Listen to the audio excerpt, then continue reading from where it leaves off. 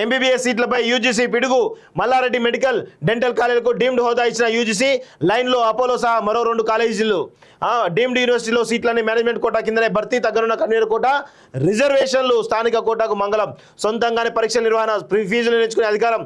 Merit విద్యార్థులకు అన్యాయం జరుగుతున్న డాక్టర్లు. కేంద్ర సర్కారు యూజీ తీరు తప్పడుతున్న కాలేజీ వర్సిటీ అంటూ చూస్తూ ఉన్నాం. సో ఇది కొంచెం ఇంట్రెస్టింగ్గా ఉంది. ఒక్కసారి దాని గురించి కూడా మనం చదువుదాం. ఎంబీబీఎస్ సీట్లపై యూజీసీ పిడుగు అంటూ కొంచెం మల్లారెడ్డి మెడికల్ డెంటల్ కాలేజీలకు డీమ్డ్ హోదా ఇచ్చిన యూజీసీ. లైన్లో అపోలో సహా మరో 2 కాలేజీలు అంటూ చూస్తా ఉన్నాం. రాష్ట్రంలో మెడికల్ కాలేజీలు పెరుగుతున్నప్పటికీ కన్వీనర్ కోట ఎంబీబీఎస్ సీట్ల సంఖ్య మాత్రం తగ్గుతోంది. కేంద్ర ప్రభుత్వం డీమ్డ్ ప్రైవేట్ యూనివర్సిటీలకు విచ్చలవిడిగా అనుమతులు ఇవ్వడమే ఇందుకు కారణం.